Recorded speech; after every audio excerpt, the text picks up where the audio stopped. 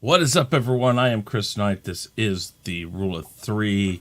As you can see, there's four of us now. We are working on the title and whatnot. But before we go too far in tonight's show, though, I have something over on the other side to bring up. We lost somebody this past Friday that some of us had some interaction with, some of us didn't. But I think that I wanted to take a moment from Chaos Central to the family of Richard M. Simpson III, better known as Oliver Franklin Doom, Admiral Oliver Franklin Doom, or the Admiral of Doom. And we're going to go, I'm going to get this up here really quick, and we'll share it and take a moment to remember him by. So let me get this up right now, guys.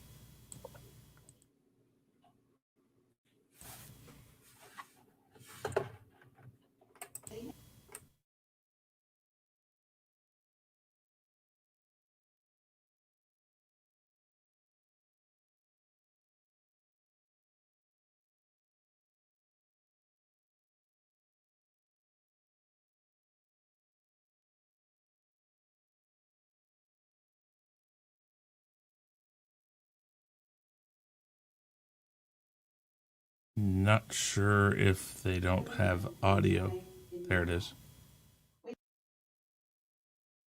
Could be the connection at the funeral home, though.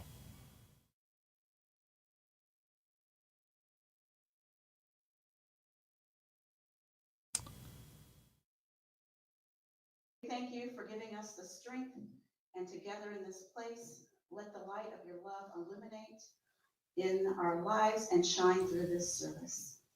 May the memories that we have share with each other, and may your message show love and comfort to the family today. Bring hope to their troubled hearts today. Bring comfort to them in the face of death. Bring life. To the sorrows, bring joy and celebration. Challenge them in their faith as they turn to you and the word in each other. We thank you for Richard, who was a son, who was a brother, a husband, a father. Open us to the healing presence of love today. Amen. We are glad you're here to celebrate the life of Richard. He was born October 19th, 1967 in Beech Grove.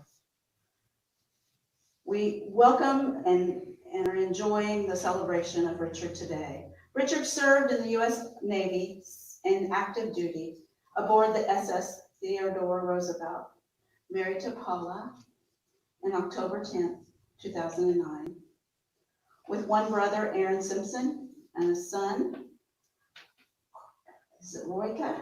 Roy, and a father, and a mother-in-law, Pat and Patrick Trefon. And his mother.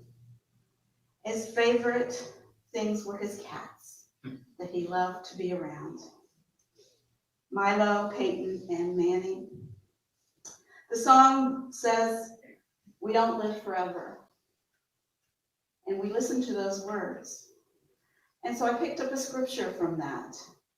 From scripture it says, everything is a season, every time under the sun and heaven. A time to be born, a time to die, a time to plant, a time to pluck up, and a time to be happy. A time to heal, a time to break down, a time to build up, a time to weep, a time to laugh, a time to mourn, a time to dance, a time to throw away stones, and a time to gather stones. There's a time for everything. Queen's, the song that you listen to, Who Wants to Live Forever, was really kind of something was important to me to think about. But I'd like to share some message from the family first. Pat, did you have a message that you'd like to share?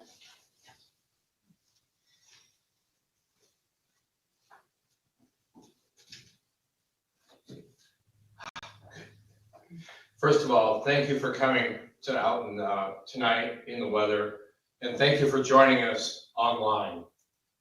My name is Pat Trefon. I have the honor of being the father of Paula Simpson. Richard, I want to thank you for your service in the Navy. I know how proud you were of that, and we are eternally grateful for your service of 7 years and your commitment to our country. Let me see. I want to thank you again for reminding us, how do we laugh at ourselves? Richard did a lot of that. Whether we are hitting our head on a fender 3 times. Yeah. He told me how bright I was the 3rd time I hit my head on that fender. He laughed when I torched my facial hair with lighter fluid. He really, really enjoyed that. And wouldn't let me forget it. And there were times he knew why he was laughing at me, but I had no clue. And he would enjoy it more the longer it took me to figure out his humor. And I think that was the joy that Richard brought, because sometimes we thought his humor was stupid, but he really had a meaning to it. And that meaning, when it sunk in, you went, ah, he's right. He had left the party, or the party had broken up by then, but your memory of him lasted after he was gone. And I think that is what we're doing today. Your perspective was unique, hilarious, and a welcome respite in a world that is probably taking itself way too serious. And I will always remember you for that. So thank you for bringing a smile to the faces of the people you knew, and more importantly, to the people who had no idea who they were. I'm not going to waste your time about the story about the fireworks, but it was one of his top. I think everyone here knows about the box of fireworks in the bonfire. Yeah, throwing a whole box of fireworks in a bonfire. I was sitting there pooping my pants. Richard was laughing his ass off the whole time. These things were going all over. At us, the house. But finally, Richard, I want to thank you, not for the end of the list, but at the end of the list that I have time to talk about, but something that everyone in this room can appreciate. I want to thank you for bringing happiness and love to my daughter.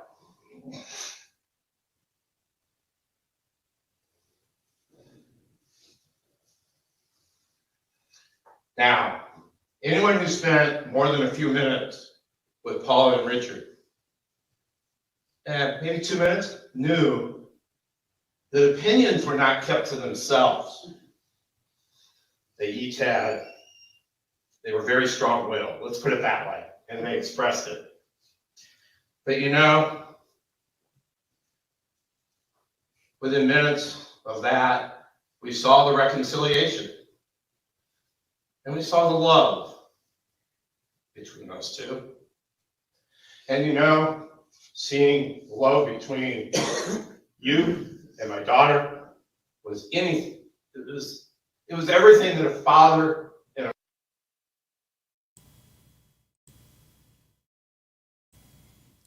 All right, guys. I'm not going to show all of it tonight. You can go over to History with R&R. Just type it in to the search bar, YouTube up top, History with R&R. It was a channel that he did with Rambling Canuck, if you know him. Richard Simpson was 54 years old, and I just want to make sure that we all understand that this time that we're here, the time that the 4 of us get to spend together, that I enjoy every week, is sometimes, well, not sometimes, it's never for certain. Life happens, and I wanted to share that with you guys and take a moment. If you're in the chat, I will understand completely if you go over there. I'm not worried about numbers tonight. Whatever the numbers are, they are. We're going to continue doing what we do because that's how he did things. This guy has, from what I've understood, radio programming that he does and his talks and stuff that he did on YouTube. He has it lined up and done till April. So we're going to hear this guy for many months after his death, which is amazing. This guy had his shit together, for lack of a better word. So also in honor to him, we're going to continue with the show. If you haven't been here before, we thank you very much for being here. We have 3 topics today. We might be changing this up because we now have a new member of the Chaos Central team sitting right next to me right here. It's Gaiskar. You've seen him before. He's not new, but he is officially confirmed to be now a part of the Chaos Central family. We're grateful to have you. Thanks for Nzo and Danny, as always. Thank you for being here. So let's go around first and tell everybody where you can be found and what you're up to. Let's start. Let's go down to Nzo, and we'll go around this time, and then at the end we'll go around the other way. So, Nzo, go ahead and tell everybody about yourself, please. What's up, guys? You know the channel, Biggaford Entertainment, and we always start with the best. You guys done know that, right? Just make sure to check out the OOC later on tonight, and then what we do during the week. I won't go through all of that now. I'll go through it at the end. But I do appreciate all the support you guys have been giving. Peace. Thanks, Chris. Not a problem. Danny, go ahead and tell everybody about yourself. I am Danny, A.K.A. Comet Chat. 1/4 of this team now, and I wasn't able to do my show on Monday, but I will reschedule it to Friday. So Friday at 8 p.m. Eastern Standard Time. Please tune in for the Chaos Conversation. It will be the 4 of us plus 2 more. Terrence and Mad's Mama Bear. I think she got a new name now. Mad's Mama Doll, I think it is now. We'll be doing our 5 favorite Star Wars characters. So please tune in for that. Check us out. And we all know who Danny's number 1 is. It ain't gonna change, bro. Ain't gonna change. It's like death and taxes, brother. You gotta pay. Thanks again, Chris. Indeed. All right. Gaiskar, go ahead and tell everybody about yourself. I'm Gaiskar from the Basco scenario. You can tune into my channel for some cool game clips. I haven't been active lately because I've been busy with other things, but I'll be back on it. You can catch me on the Chaos Central shows. You can catch me on Sundays with Biggaford Entertainment for the WandaVision Roundtable, Mondays on the Chaotic Conversation. But like Danny said, it was moved to Friday, so you can catch me there.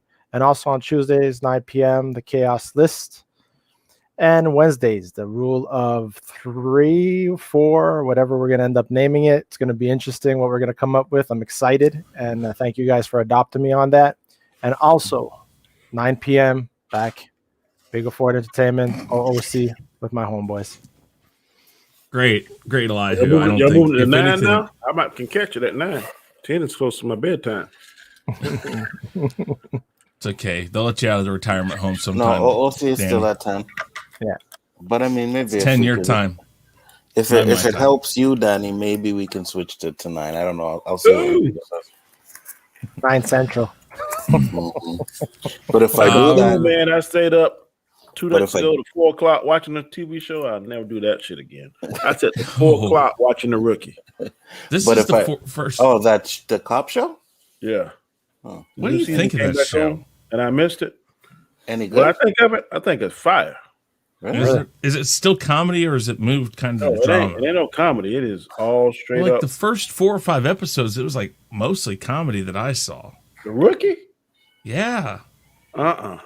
It's with the guy from he's like 41 years old, was a contractor his whole life, and then he decided to be an LAPD cop. No, it ain't no comedy. I don't know what you was watching. Well, not LAPD. I'm just saying that when I first saw it. I know which ones you're gonna get confused with. Maybe there's a comedy. There's one that's The Rookie, that's a comedy, and the other one's like real.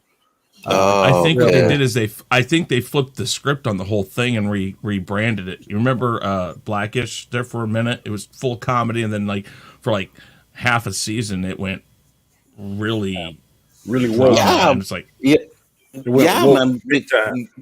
The last couple of episodes I watched of Blackish, when him and his wife were having issues and shit, I was like, yo, this show's taken a change. Yeah. Well, they've changed it back now. and I don't know why they did it. And it's like, don't change something. I mean, I guess yes, change it if it makes it better, but that did not make the Blackish better. I like the lightheartedness, the funny. I think they references did and it stuff, to so. show that not everything is perfect, you know. I don't Maybe, think but they. I mean, Yeah, They're back together now, though.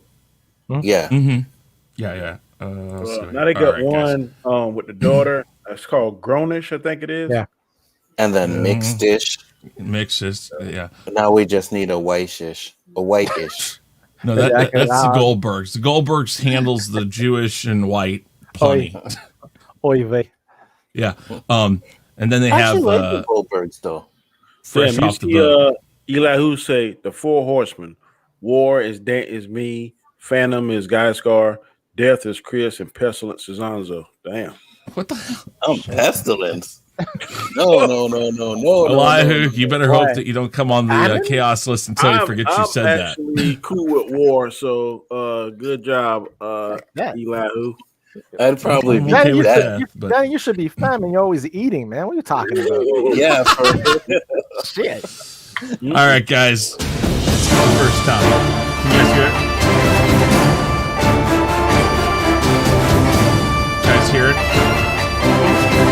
Too loud? loud. Very loud. Loud. Okay, cool. What? I'll pull it down. What? Huh? Like cowboys or some shit. No, I'll turn it down. All right. Matt Damon is going to be in Love and Thunder. Do you think it will benefit the franchise or not? Put that in the chat. And who would like to go first? I can go. All right. Oh, I got to make sure this is back to 3 minutes. Okay. All right. Time starts now. Matt Damon is an excellent actor. I don't know how he would fit into the comic book realm because we used to see him like the Bourne Identity is his most recognizable character. He's a badass in there. I've also compared who would be the who's the most proficient killer. Him, the Hitman, the one with Keanu Reeves, and the one with Denzel Washington. I love to see those four go at it.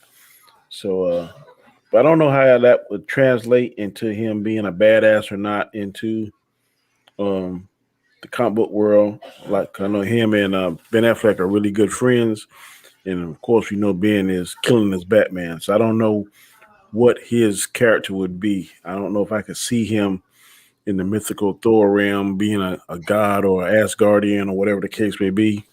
But I'm sure his name alone, name recognition, will bring some value to that movie. I just hope that whatever character they get, that he can definitely play it. Like I said, he's versatile. But when you think of a character in MCU, and especially a Thor movie, Matt Damon is not one of the names that comes to mind. But two actors whose names didn't come to mind. Heath Ledger as the Joker, that didn't come to mind. And also Ben Affleck as Batman. When we first heard it, we were like, I don't know. So I'm going to give him that same respect. When I first hear the name, I'm like, I don't know. But I'm sure if they get a character, he sink his teeth into it, he does the research, that he'll kill it. Because he is definitely a very good actor. He's one of my favorite actors. He's probably in my top 15. Maybe top 10, depending on what day it is, but definitely my top 15 male actors. So I think he can pull it off. They give him the right material. So I think he's gonna definitely take whatever part they give him. If it's a serious part, I think he would do better, in my opinion, with a more serious, maybe bad guy or serious good guy versus some kind of comedian or something crazy like that.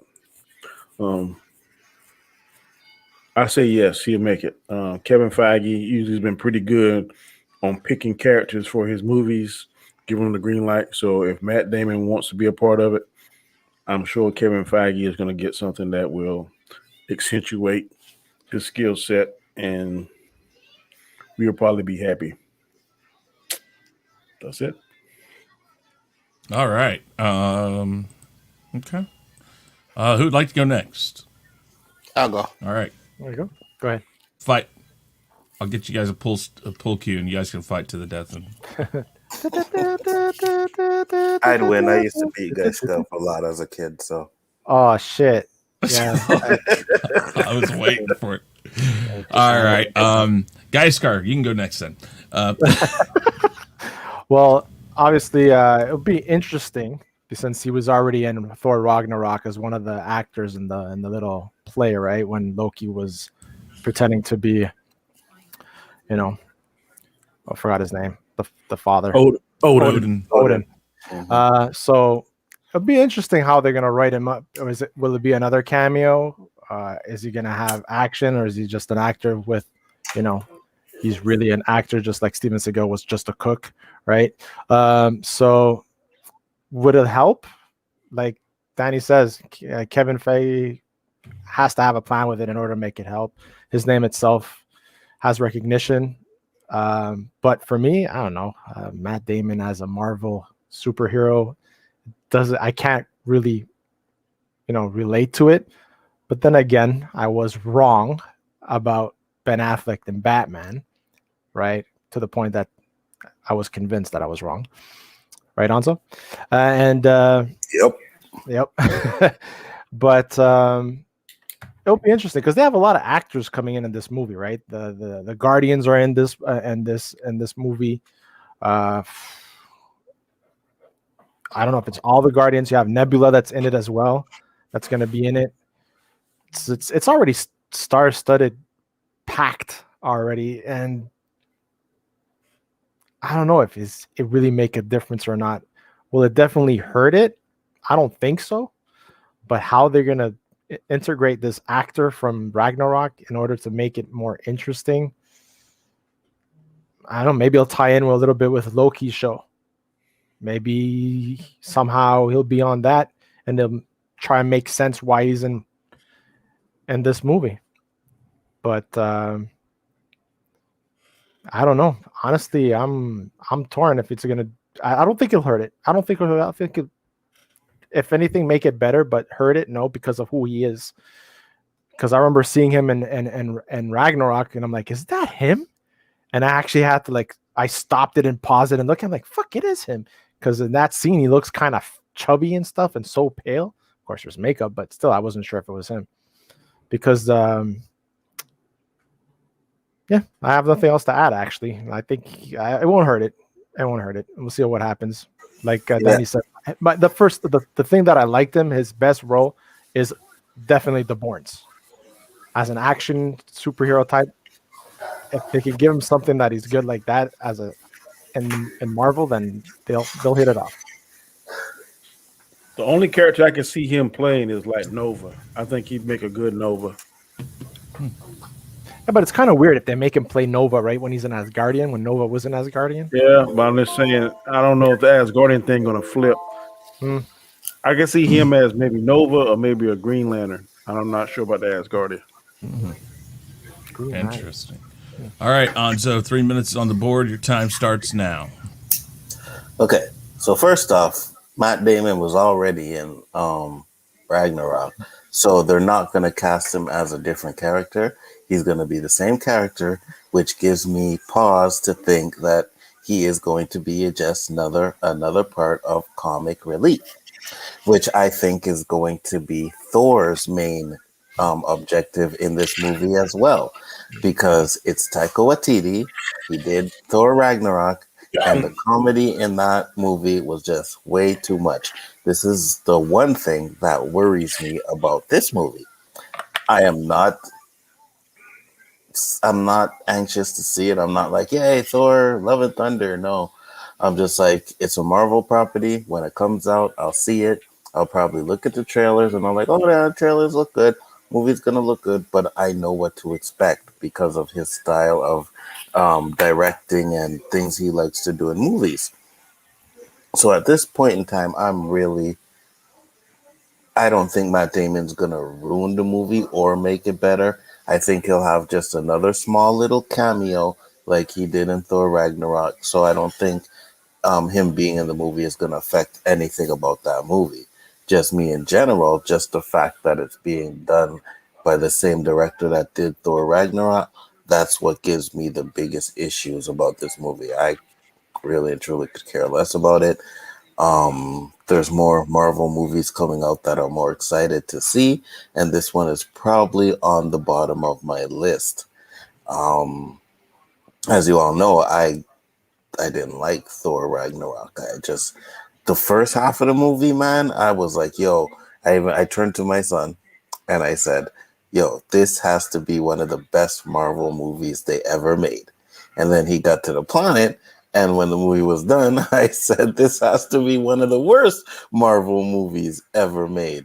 Obviously it's not, but in my opinion, it's just didn't do it for me. And the fact that I gotta see him do the next one is giving me pause. It's like, am I gonna see the same old things that I seen? Hulk's not gonna be in it, so Hulk's not gonna be the comic relief. Jane is gonna be Thor. So the only other thing I can see is that Chris Hemsworth is going to be the comic relief of this movie. And if that happens, it just goes with what happened in Thor Ragnarok, what happened in Endgame, and what happened in Infinity Wars. So for me, I am definitely not looking forward to this movie. Matt Damon being in it, I could care less about that. So whether he's in it, I don't think he's going to make it worse or any better. I just not interested. Okay. Yeah. I'm kind of with Hanzo on this. I don't see him being anything but what he was, and we're not really sure what he was. Obviously, he's probably an Asgardian, unless Loki somehow grabbed him. I guess, again, I don't see it being anything but comedy relief, so maybe they even throw a bit of wall breaking into it and just say that Loki brought Matt Damon to Asgard even. I mean, I wouldn't put it past Taika Waititi to do something like that. I would much rather see a flip and make him like the villain somehow and give him a really good part, because I know he could play it. And I think it would be a flip because perhaps you could fit in what he was doing in Ragnarok into this and just show that it was just some sort of a subterfuge or way to infiltrate the Asgardians, perhaps. Yeah, Christian Bale's in it also, but I've heard Christian Bale is going to be the bad guy, but I don't know. I mean, I'd love to think that somehow there'd be something that we're going to get out of this that's going to help this movie. But again, with Anzo, it's Taika Waititi, and unfortunately he has a very predictable way of doing things at times, and that's to throw comedy sometimes where it doesn't even belong. You got to bring Chris Hemsworth back as a Thor. If he's Thor in this in any way, shape, or form, you've got to redeem him in that role, or even his non-Thor character, Thor without all the armor and stuff. But no more fat Thor. Leave that out. Throw that away, please. Bring him back the way he was. Jane Austen, if you put her in this and you make her Thor, make it only because Thor is giving her the ability to be Thor to save her life, much like it was in the comic series. But as the movie goes along, find out that, yes, while it slows the cancer, it also kills her. So it's like this two double-edged razor blade. So I guess make Thor lose her at the end and give him a reason. Oh. What Oh happened? my God, sweet justice. Damn. Shit. The Phantom Zone reached. I'm not and used to grabbed being him. on this side of Man. the screen. Hey, listen, that's the internet's been stupid lately. So, Phantom anyways, Zone went for himself. kill, or let Jane die, and let that be the reason that Thor. It gives him a reason to live again. Something that she does. I'm okay with the storyline. Just let's get through this storyline. This Jane being Thor, much like the comic book, it wasn't very popular.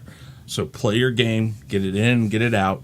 I don't think Natalie Portman's going to be there for a long time anyway. So giving her the helm, letting her be Thor for long is not going to work. So let's redeem Chris Hemsworth, get him slim and thin again, what women want to see. Let's kind of try to wrap up and redeem the Thor character and the series. Because I don't know, you might get one more with Chris Hemsworth, maybe another team up movie or something else. But if you're only going to get him a couple more times, let's make it worth it. Let's fix what happened to Thor in this movie. Do I believe they're going to do that? Not really, but that's what I want to see. So we'll see. 3 more minutes for all of us.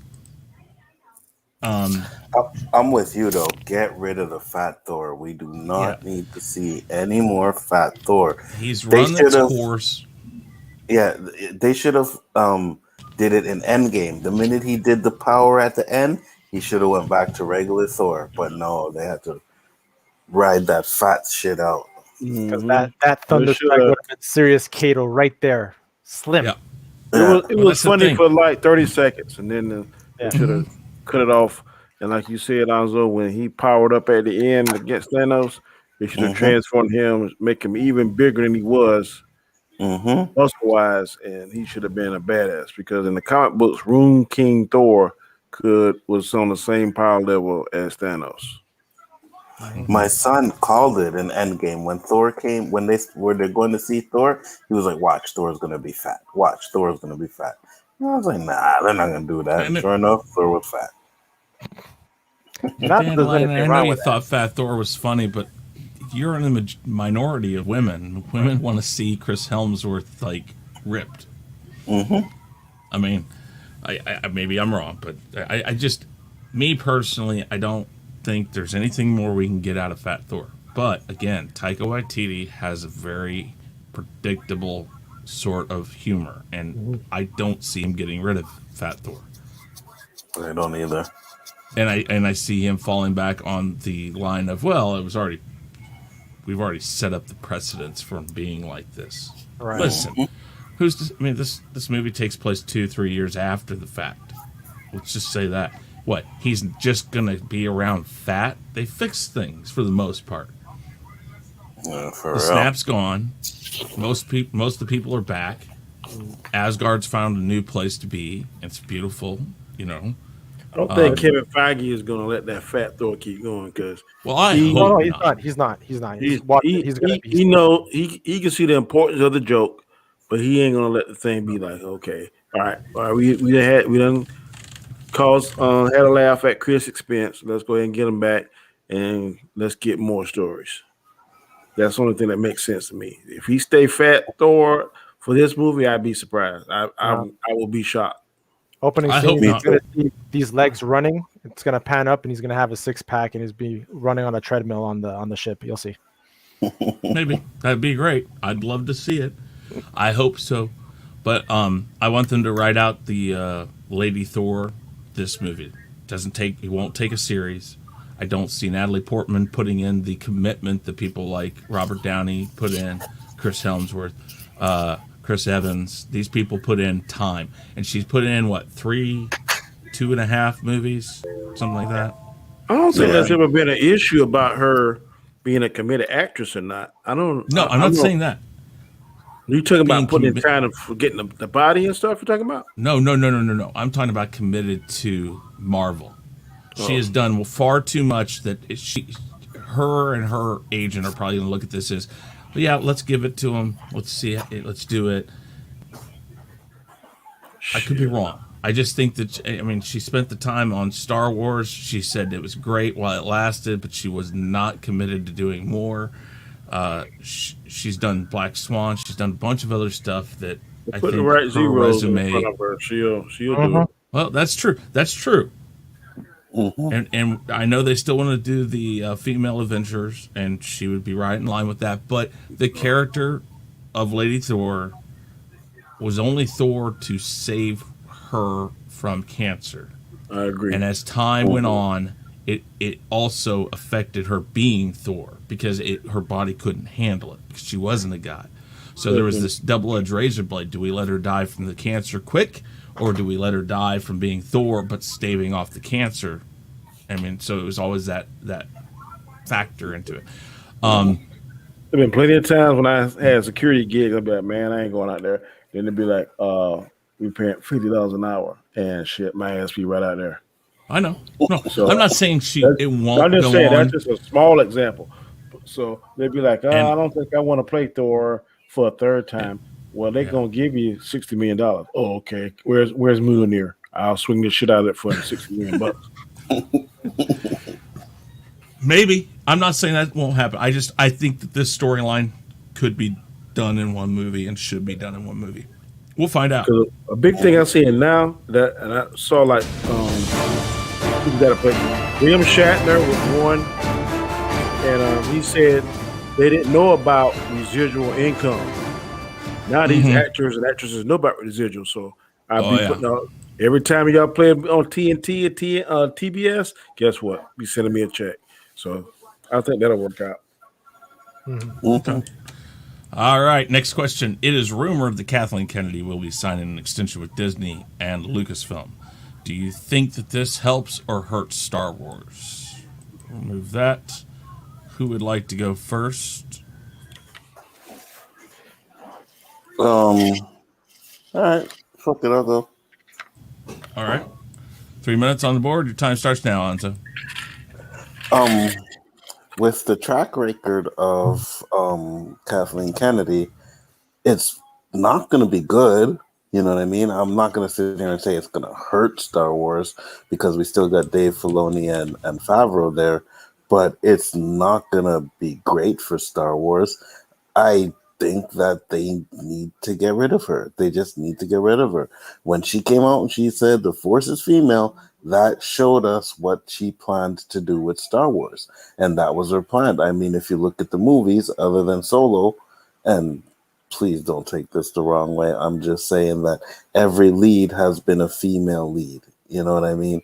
And I don't have an issue with that. But at the end of the day, you know, Star Wars, Luke Skywalker, Anakin, stuff like that. And it's just like, what happened to the male action hero? You know what I mean? It's like he died, and it's like, okay, everything has to be female now, which again, I don't have an issue with, but we need to even it up, even the fields up, you know? And Star Wars is the type of thing where, yes, you can have a female lead. You can have a strong female lead. That's not a problem. But that doesn't have to take precedence over the story. And this is what is happening with a lot of TV shows and a lot of movies today, that the SJWs, their stories are not as good because the only thing they care about is fitting an agenda. And at the end of the day, we don't need that. You can fit your agenda in a great story. You can hide your agenda in a great story to the point where people can walk out of there and be like, holy shit, you know, what did I just see? You know, and think about it a little bit more. It's better that way than to just keep throwing it in people's face over and over and over and over again. I'll get back to Stargirl. Stargirl had agendas in it, I believe, but it was hidden in a great story. So everybody that I know that I've seen Stargirl really likes it, you know, except for maybe one or two. And that's what you got to do. Leia was a great, strong character in Star Wars and a leading character at that. You know what I mean? It wasn't thrown in your face. It was just, she was just there. And she was a badass from she came into the Star Wars franchise. So you don't need to throw agendas in people's face. And I think that's what Kathleen Kennedy's is more about than anything else. She's not about good stories, because if you listen to what she says, well, Star Wars doesn't have a backlog of stories. Really? Star Wars has a ton of stories that you can fall off of and take off of. So she doesn't care about those things. She just cares about her agenda. So at the end of the day, it's not good. It may not hurt, but it may not be great either. Okay. Who wants to go next? I'll go. I don't even want to. I honestly, I didn't want to give her the 3 minutes because she's the one that killed You're not required to get No, your 3 but she's the minutes. one that killed the Star Wars that we knew as growing up, right? With behind, yeah, it made money, but it also tore the Star Wars community apart, right? With the new blood and the old blood and the in betweens. Um, will it hurt it in the long run as a business person? No, because the movies did make money. If she respects what is in place now with Kevin Favreau and Dave Filoni, giving them the white slate, the clean slate for them to do what they want to do for the Star Wars franchise, which they shows that they got a lot of fans back in love with the Star Wars with what they're doing. And you obviously with the Mandalorian this year was a great success, and what they're announcing, it's bringing up a lot of curiosity. If she steps back and says, "Okay, yes, I'm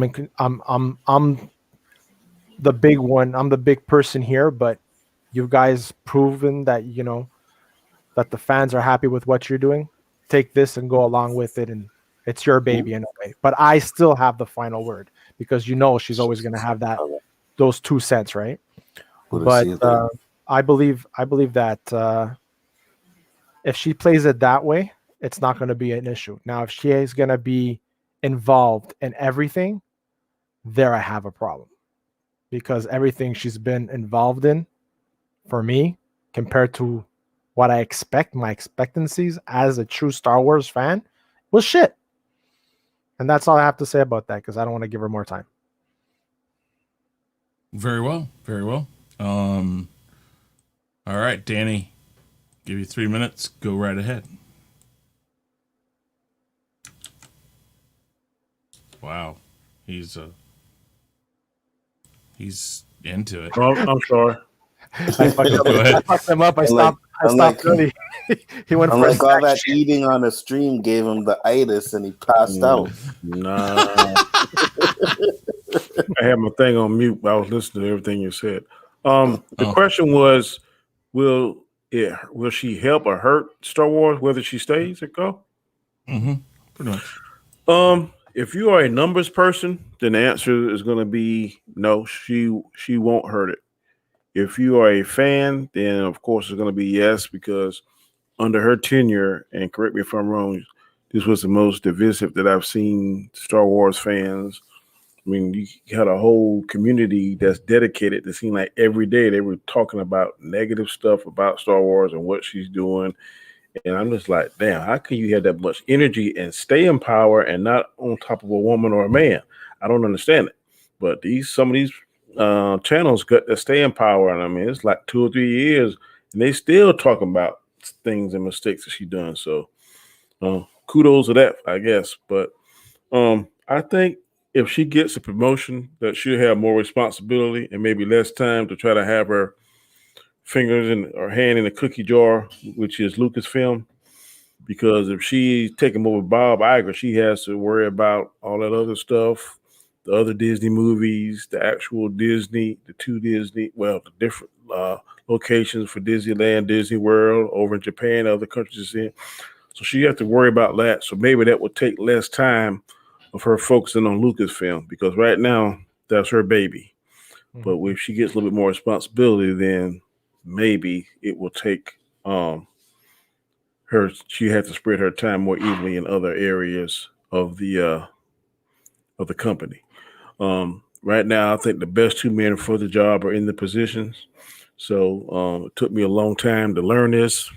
When I got promoted, I have several people under me now, and my supervisor said, "Danny, you got to learn to delegate." So she's gonna have to learn to delegate. She's gonna have to find 1 or 2 people that she know, that if she tells them something, or if she gives them a wide berth and let them make decisions, as long as it's within the guidelines and the rules and regulations of the company, that they'll do it and they'll hit it out the park, which I think she has 2 home run sluggers now in Filoni and Favreau. So I wouldn't try to reinvent the wheel with those 2. I would go ahead and give them the green light to do what they need to do. Just keep the money in the right, correct range, unless it's something that you can justify and articulate why you need X amount of millions to do this. But I think this last season of Mandalorian has been a very positive turnaround. She can take credit for that, even though she may not deserve it, but she can take credit for that, and she needs to build on that and trust the process with those two individuals. And if she just keep her mouth shut, trust the process, I think she'll be all right. All right. So, like I said, I've got people that are telling me that she will no longer be a part of Lucasfilm, but she will be with Disney. I don't know if that's true. I do know, though, that everything I've heard from multiple sources tells me she's getting some sort of a contract extension. Whether or not it continues with Lucasfilm or she gets moved up to being in charge of Disney. Either way it goes, number-wise, they're keeping her. Guaranteed. Now, if Iger understands the climate of Star Wars right now, he would see the opportunity to move her away, but still give her that little nudge and say, "Hey, look, you've done such a great job. We're going to put you up here with Disney." The difference is that in order to do this, you're going to have to pay attention to everything, but not clamp down in one area. So we're going to find somebody to take over Lucasfilm and just let the people in charge of Pixar, let the people in charge of Feige do their thing, and you can just kind of oversee everything. And then when stuff for Disney comes around, the cartoons, this, that, you'll have reins of that. But we want you to take this better job because of how good you've done. Spend it however you need to. Give her that job. Put Favreau or Filoni or the team of them. I think it. Honestly, we've talked about this so much. I honestly think Favreau as the head of Lucasfilm and Filoni there as the guy to formulate the stories, oversee the productions.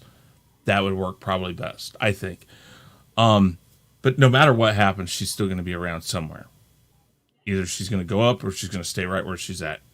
There's no doubt they're going to do that because she's a woman in a high-profile job, and she's made money doing it. They're not going to get rid of her. They're just not, because that's going to look worse for them and their bottom dollar than keeping her. If they're serious about staying on a path that's there to repair Star Wars as much as possible, they're going to move her up and move her away from it as much as they can and give it to somebody else and hope for the best there.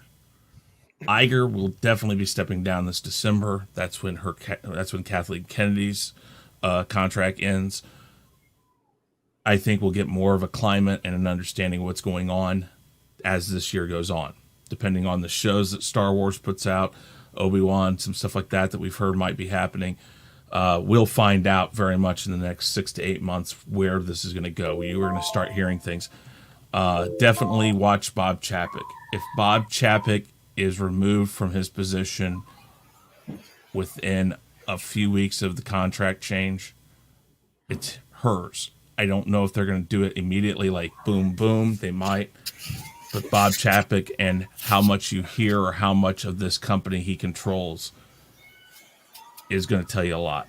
Because if Iger continues to be right there at his side like he has been, Chapek's out, I guarantee you. So 3 minutes. Let's talk about it real quick. And no matter what, she's there. She's going to be there in some capacity because of the numbers. Yeah. Like her, hate her.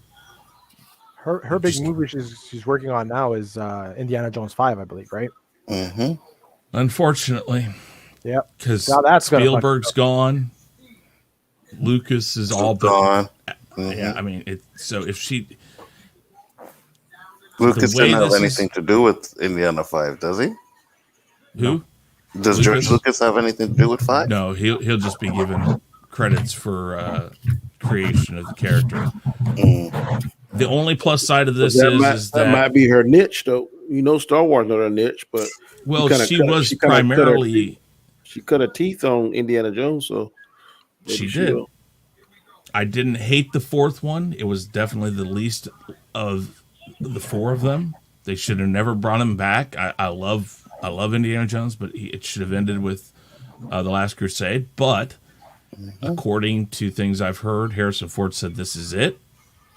He said that as far as he's under the understanding that Spielberg, when he left, had talked to him. He said he's talked to Kathleen Kennedy and Lucas, and they've all pretty much agreed this is it. This one right here. Yeah. This one is it. So Harrison And- Ford is doing it.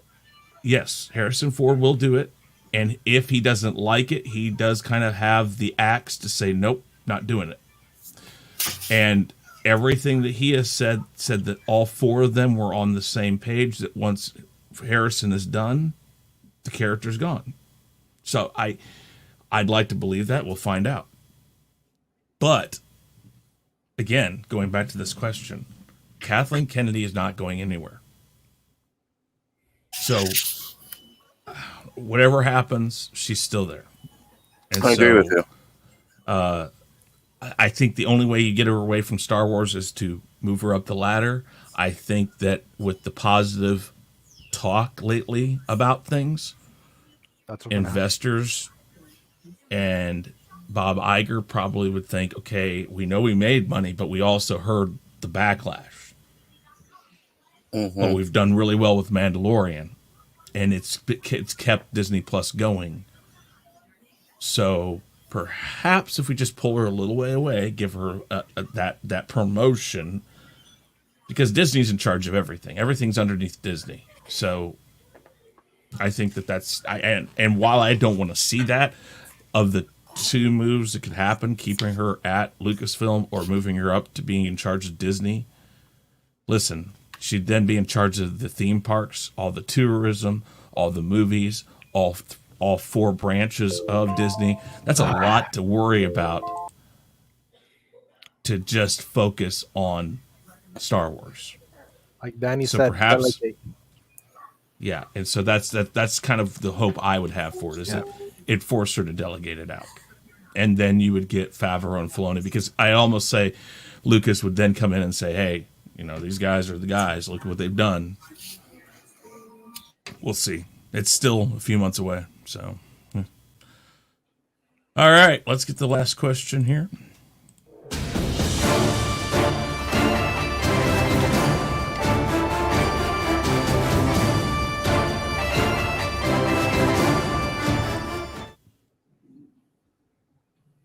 Why do you think things are shown in movie trailers that are not in the final film versions? Start fucking brain fucking you.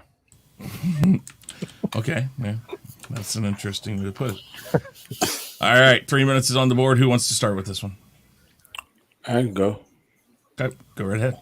I think part of why they do it is to try to entice the people and get them in there, because there's certain things that you see in there, you be like, man, I want to see that. But then when it comes to the movie and you don't pay your money, it's too late to get up and say, well, fuck.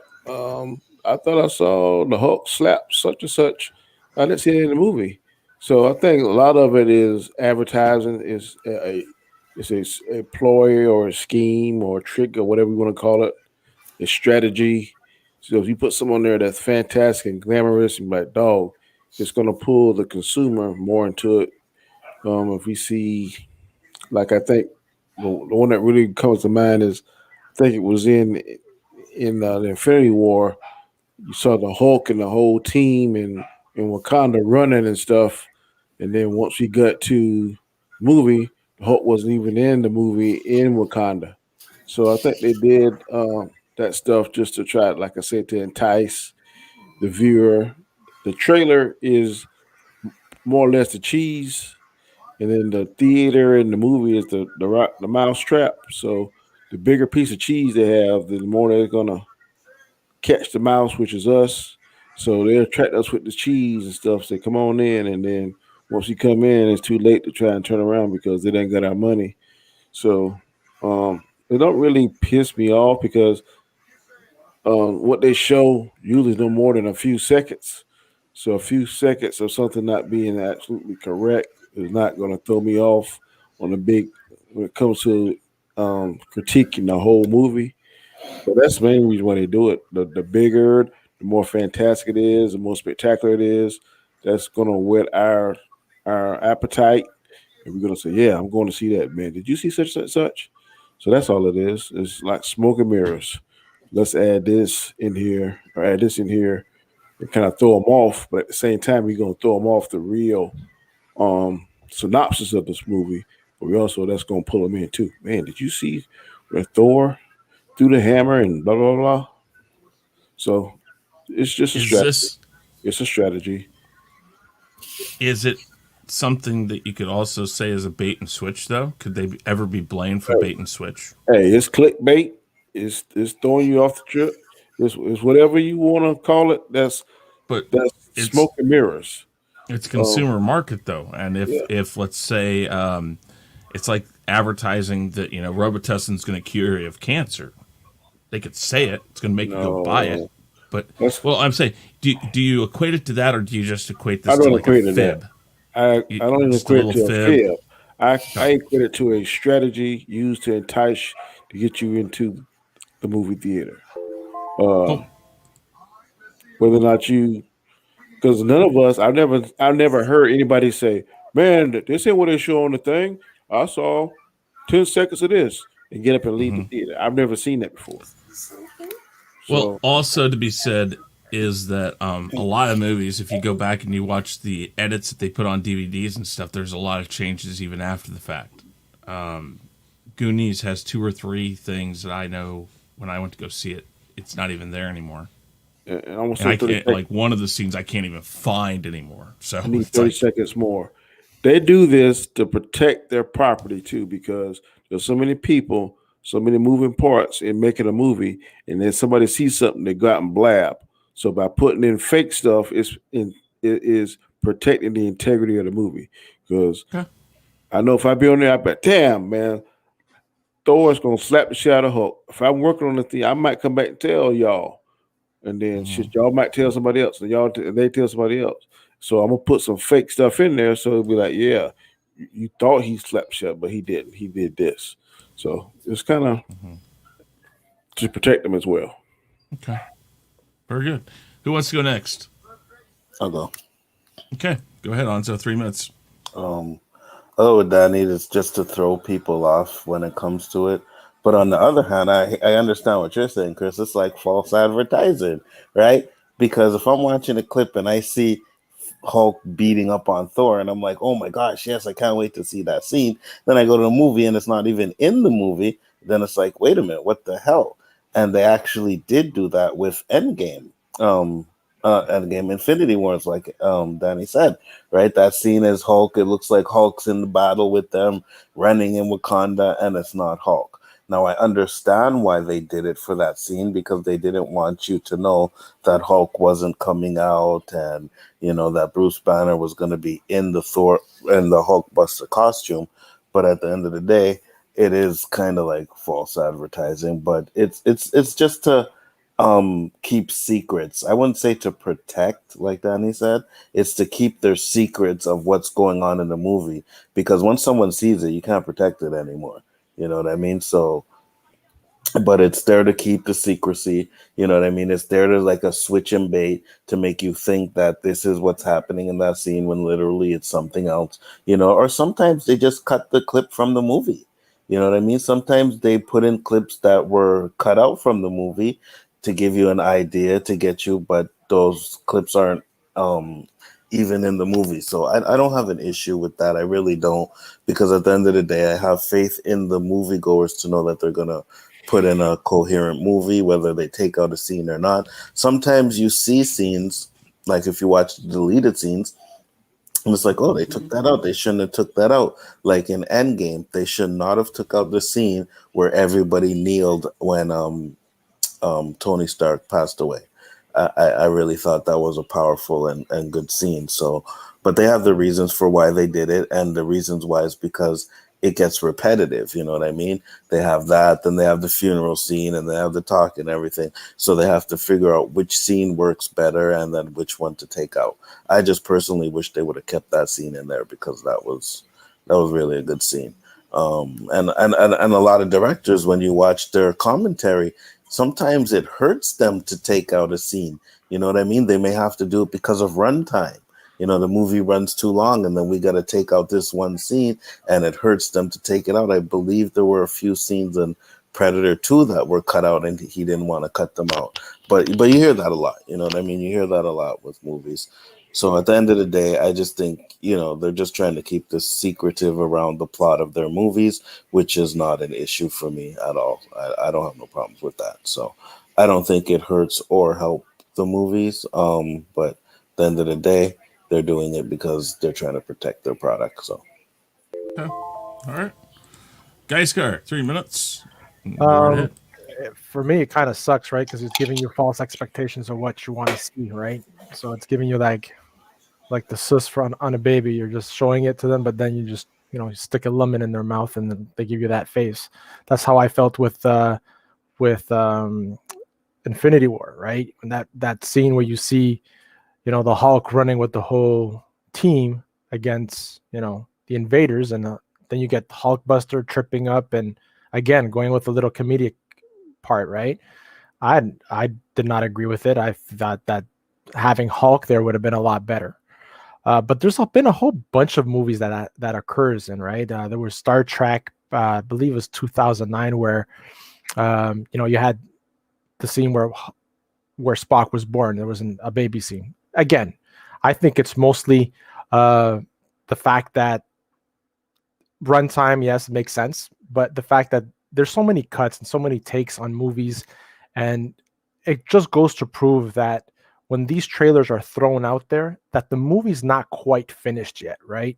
So the producers are just sitting there wondering what will work. Do they use, I don't know if there's like some way they use these commercials and reactions of people in these like seeing these commercials of what the fan base is, how they're reacting to them, in order to decide at the last minute what the final cut's really going to be. I don't know.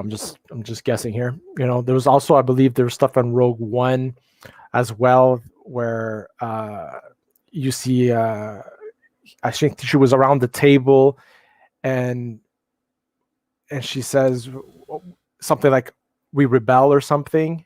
Yeah. And then in the movie it's about hope or something. yeah. There's a few Right? changes there, but Yeah, you're right. exactly, right. So there's things like that. Would it have been better with her saying this or that? I don't know. I didn't really look into it. These are just a few of them that come to mind. Another one was a Spider-Man movie, Homecoming, right, with Iron Man. Like when you see the commercials, there were so many scenes of him swinging with Iron Man next to him, but in the movie there was none of that. The only time you got to see Iron Man come in was to talk to him fakely with the suit when he wasn't manned. It wasn't manned, and then the ferry scene, right? But there was none of this side by side. Oh, this is going to be cool. They're going to fight someone together, kind of, right? There was none of that, right? So, kind of disappointing. Another one was, I think it was one of the X-Men. They showed, I think it was First Class, or maybe no, it wasn't First Class. The one was Storm, the new Storm. That was Apocalypse. Apocalypse, yeah. There was a scene in the commercial where it was a younger Storm walking, right? And that was, you didn't see that in the movie. Those are the only ones that come to mind. I mean, it happens a lot. I do bring up the bait and switch thing because I do think in some sense, God, I don't want another disclaimer or anything, but man, sometimes today's consumer just doesn't get it. I mean, you should be smart enough to understand that the first thing they're doing is they're trying to get these trailers out sometimes 3, 4, 5 months before a movie is fully wrapped. So they're playing with early sketching of CGI, or perhaps they just say, "Hey, give me yesterday's, takes," and they'll go through it and find the best take out of that looks good. That's probably what happened in Rogue One. So the wording may get changed somewhere along the line. Oh, I don't like how that is. Think about the scene from I Know, from Empire Strikes Back. That they did like 30 or 40 takes of that. So God forbid, I haven't even gone back and watched the old Empire Strikes Back trailers. but like the original Star Wars trailer was just artist concepts and very few clips of the movie itself because they didn't have hardly anything shot for it. So there's some scenes where they still have the sticks they were using for lightsabers that weren't even finished yet in the original trailer. So yeah, this has been going on for a long time. But Anza's right. There are things that change. God forbid a director gets changed out and you get a total flip. Think of Justice League. Justice League was a train wreck because people saw things in the trailer and then nothing came of it, because a lot of the stuff from the a lot of the things they were showing in the trailer were stuff that Snyder did. And so there are circumstances, and as consumers we should understand that the circumstances, especially in movies, can change, and the ebb and flow of how they're shot can change, and scenes get cut. I actually have become happier to see the changes and kind of look at what was possible or what they might have done to what they did do, and did it make it better or worse, because you'll always know where that scene was supposed to go if they changed it completely. So I understand why. I think it's very tricky because some movies really take liberties with this.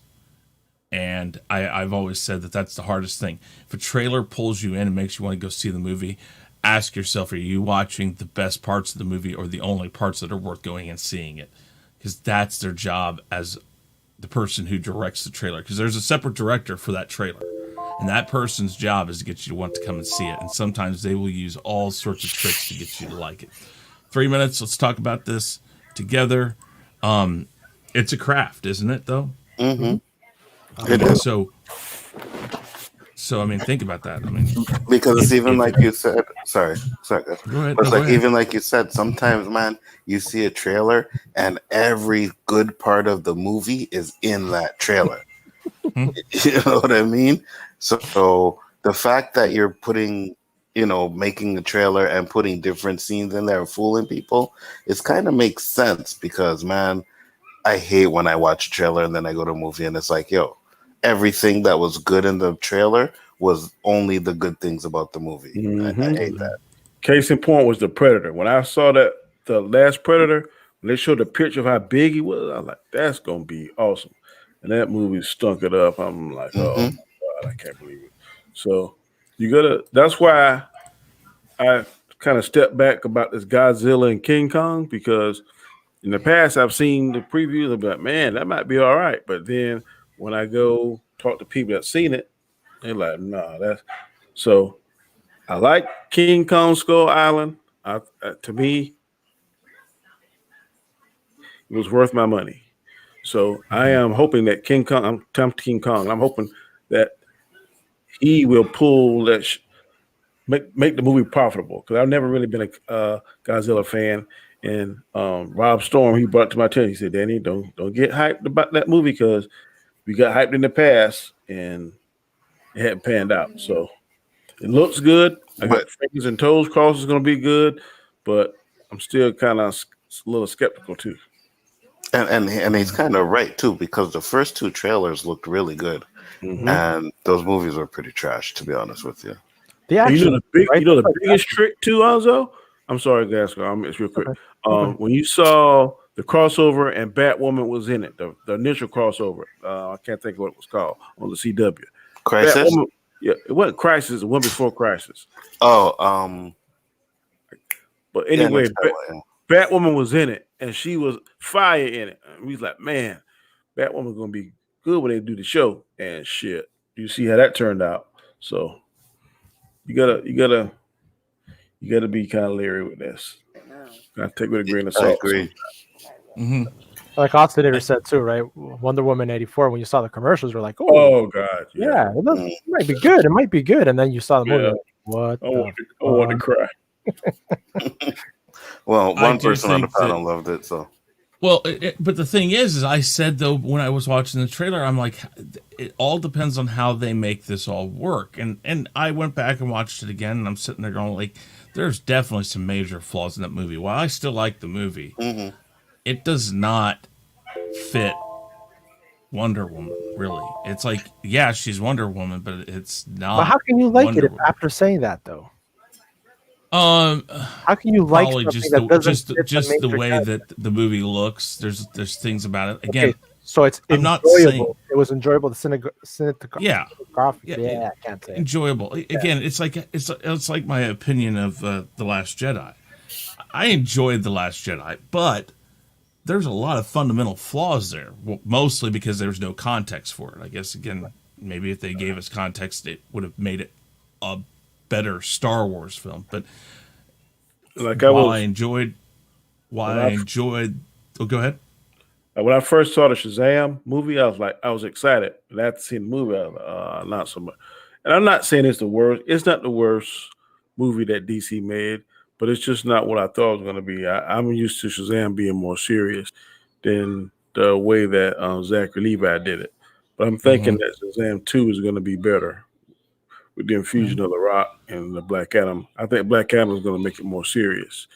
It's kind of like what Nzo said about Taika Waititi. He got concerns about Thor: Love and Thunder. I don't think Shazam should be. Let me take away 75% of that goofiness when he's Shazam, and I think it would have been a more enjoyable movie for me. Yeah, I mean, enjoyable is a very good way to put it. I enjoyed it. I enjoyed the little things they're doing. There are definitely parts of it that I'm sitting there going like, yeah, you know. But that's the problem with trailers. But again, going back to the craft, that's their job, is to make you go, ooh, I want to see that. And then, yeah, they don't have to worry about it. You go watch it. You watch HBO Max. You do whatever, however you go watch it, and then you're like, what the hell? Go back and look at the trailer, going like, what? Where? Why? Da-da. Well, I'm going to tell you, that guy got paid some extra money because that amount of money that movie made, because they understand that if the trailer does its job, it's going to get more money. Yeah, that's the way of the world. Because this is one thing my daughter picks at me. I think Fiji water is actually from Fiji and it's natural and it tastes good. So I paid an extra $2-3 for it. But my youngest daughter, man, she laughs at me like, Danny, really? That ain't nothing but tap water. You paying $3 for tap water. And I don't believe it. I ain't gonna believe it till I damn hear something or see something. You still think it comes from Fiji? Huh? You think it comes from Fiji? It does. Man, that's my favorite water, man. I love it. Fiji water I does. love it too. It's a softer tasting water. It's a softer tasting water than anybody else. Yeah, it's different. My colleague from work had a taste test with his daughter, right? Because she was drinking this with all her friends, and he saw the price tag on it. So he's like, "Listen, he put different bottles company, and he put it on the table, and like, if you pick the one that's Fiji, I'll buy you all the Fiji water that you want." She tasted all the water and she knew which one was Fiji, and now his ass is stuck freaking Amazon buying freaking Fiji water. Have you ever heard of hard water and soft water, Anzo? Yes. Fiji is soft water. I'm telling you, I don't know how to describe it other than it has a smoother taste when it goes down. Fiji water, bro. Oh, I thought you were saying you didn't agree with what I was saying. No. I tasted Fiji water. I just didn't think it really came from Fiji. Yeah, it does. You would have to prove that to me, though. But what's crazy to me, like when we first went through this crisis and we was buying water and stuff, you get like the Walmart brand, you get 40 bottles, $4. Man, it was like 20 bottles, and it was like $24. And my wife was like, "Hell no, you are not bringing that water here, Danny." I said, "Jeannie, it's the only thing that left." She said, "Well, we just do it out to the truck restock because you're not paying $24 for that water." I was like, "Shit, I'll pay $24 for that water because shit, y'all be paying all the other crazy shit for that shit y'all want." So if it's something that I want, I don't mind paying extra money. I hear you. Enjoy that water, Danny. Enjoy it. Hey, you laugh if you want, man. I Not think it's laughing, straight from I'm Fiji. I'm just saying, people. I think it's straight from Fiji. I agree with you. Well, guys, Gaiskar said it. But do you guys like is there any like proof to that? I'm not saying it's Yeah, not. it's I'm just Well, like, documented. there's on the difference bottom. between that and like trailers, because here's the thing: if it says it, and it does say that it comes from a certain source, they actually had a major lawsuit back in the 80s that they had a water company, I can't remember which one it was putting Dasani. that it came. What It was Dasani. Yeah. was it? Okay, yeah. Well, they were saying it came from this one source, and somebody tipped off the FDA or somebody, and they went and checked, and they were actually using straight tap water, and they got sued heavily about it. And so now, No, I if think you put that, Dasani is a Coke product and Aquafina is a Pepsi, or either vice versa. no, One of I those. get that. I get that. But does Fiji water actually say that it comes from Fiji? Yeah, yes, it Oh, comes okay, from okay. Fiji. but here's the thing: Okay. the source does not necessarily mean that's where it has to get bottled. They can Yeah, yeah. grab it in large containers, bring it back. They can Mhm, still mhm. pure, they can Mhm. pasteurize or whatever they do to it, distill Purified. it, things like that. They Yeah, can just as change long things as the to it. water actually comes from Fiji. Yeah, yeah. Put a link in Exactly. the chat for you. There's a water now also, man, it's black. It looked like mud. I was like, what the hell? In fact, I'm A gonna buy a water that bottle. looks like mud. When you pour in your cup, it looks like dirty ass dirt water. The water is black, but it's very high in pH. I can't think of the name of it, but I went to this convenience store when I was working on my other job. Mhm. I'm gonna buy it and bring it to you and pour it in the glass. It tastes just like regular water. You can't tell it, but it looks like fucking muddy water. And you drink it? Yeah. They sell it No, in I the mean, store. I mean, also you have- have drank it. I've drank it before. You cannot tell that it You is. can look at it. And tell. They got double I'm saying- oxygenated water now. The They bottle got is all colored. sorts of You crazy can't stuff. tell. But when you drinking it, it tastes just like water. But when you pour it in a glass, you be like, "What the hell is that? It look like oil or something." But it's water. It's mud from our backyard, Nzo. No, thank you. And shit's Uh, expensive too. It's like $10. Yeah, Why we have that here? No, I think it's I'm like just 4 picking or it 5 up. bucks. It's like Let me $10. see if I can look that shit up. Okay, I ain't never seen no water that looked like mud here. So I'm like, I don't First know. thing I see, black water. Don't believe the hype. But when it comes to like our food and FDA and stuff like that, like our things are a lot more strict than you guys, man, in the States. Absolutely. It's called I don't know about that. BLK. Look it up. This is how it BLK? looks. Yeah, I just got the website. Yeah. That's self. All right, guys. Well, we had a great conversation. Sean, thank you for leaving the dislike. It's still a interaction. Appreciate it. Sean who? Stackhouse? You know which Sean it is. Wow. I don't know if he did or if he didn't. He Who cares? didn't. He probably didn't. I don't understand. care. I Sean thought just his fucking around. he said his computer was down and stuff. Something happened. Sean Well, he just has a fucking around. laptop also, so I don't know. And plus, he likes to troll like that. So it is what it is. Thank you for stopping by, though, Sean. Appreciate it. Let's go ahead and tell everybody about yourselves one more time, and we'll wrap it up. Go ahead, Gaiskar. We'll start with you this time. You know what? I'm not gonna do it all. Chaos Central is where I'm from now. OOC tonight. Next, you guys adopted me. I thank you, man. I think it's like I said, you guys are great to be around. Therapeutic for me. As crazy and dysfunctional we may be at times, but yeah, that's definitely what it is, and I appreciate every one of you. So, chat, thank you for stopping by. Hit that like, spread the word, and subscribe, man. All right, Danny, go ahead. Comment chat. My show's usually on Monday nights, but it's gonna be a special edition. Wasn't able to do it Monday, gonna do it Friday. It's gonna be our top 5 favorite Star Wars characters. Please don't miss it. 8 p.m. Eastern Standard Time here. Well, it'll be on my show, Comment Chat. But like I said, a great group of guys enjoying this. I think the name y'all gonna like. It's gonna be Fire. We're working on it collectively. So just tune in and expect more content from us. And we try to entertain you and spark conversations. That's what we try to do. All right, Anzo, go ahead. What's up, guys? You know the channel, Biggaford Entertainment, 1/4 of the Chaos Central crew. Great to be a part of this crew. We're expanding. We're doing other shows. You know what I mean? We're trying to entertain. Guys, be prepared for the OOC tonight. Think we got some fire topics going on today. Probably have a little special guest up in the house as well. You know, then we got the Chaos List, Chaos Conversation, and Chris Knight Show, the Rule of Three, to be changed to something else to be announced. But great content that we do, man. Glad to be a part of this community. It's great, man. Peace. Great show today, Chris. Thank you. I got some great one numbers. last thing. Sorry, one last thing. Again, even though I don't know him, rest in peace, Admiral Doom. Absolutely.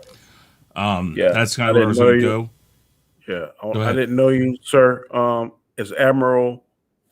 What's his name again? I'm sorry. Admiral He Doom. went by Admiral Franklin Oliver, or Oliver Franklin Doom, OF Doom. So Okay. Admiral of Doom is what he went by. I got so you. Oliver Well, Franklin. rest in peace, sir. I didn't mention you, but I want to thank you for your service in the Navy, which is a sister to. I was in the Marine Corps. From what I was told, you seem to be an awesome individual. You will be missed, and my condolences go out to your family. Absolutely. Dude. I'm glad to see we got some great numbers. So thank you, those of you who came by, who may have been over there watching his service. He will be missed. Go check out his channel. I will add that into the link here if I haven't already. I can't remember. I may have. And if you didn't watch the rant this past week, it's in that too. But I will make sure I do that. Go check out Elihu Who. He is the featured creator of the week here on the Real Review 3000. Make sure you go sub to him. But Oliver Franklin Doom, we're trying to get that channel up to 1,000 subscribers posthumously. Won't make a difference as far as monetization, just to show support as a community. That's what we're trying to do. He will have some uploads going up until April, from what I've been told. So you can still go over there and check him out. That's kind of something that's kind of surreal in a sense, but go support him. I'm not sure who's watching the channel anymore, if anybody, but if his wife sees it, it'll let her know that people are still thinking of him. And I will leave with the adage that I have used several times this week when concerned to him. Nobody is truly forgotten until the last person who talks about that person is dead. And if people continue to talk and pass on stories about this man, and you pass it on to somebody else, people can live forever. So make sure you talk about him. Make sure you talk about the stuff that he has done. And when I say talk about, I mean in a good way. Don't speak ill of the dead. And I've already said that piece once before. I will say it again. Speaking ill of the dead is inappropriate and not condoned here on my channel, or I'm pretty sure anybody else's channel here, and the people that I talk to. So, guys, thank you for being here tonight. I appreciate it. And, yeah, I guess we're officially out of here. Peace.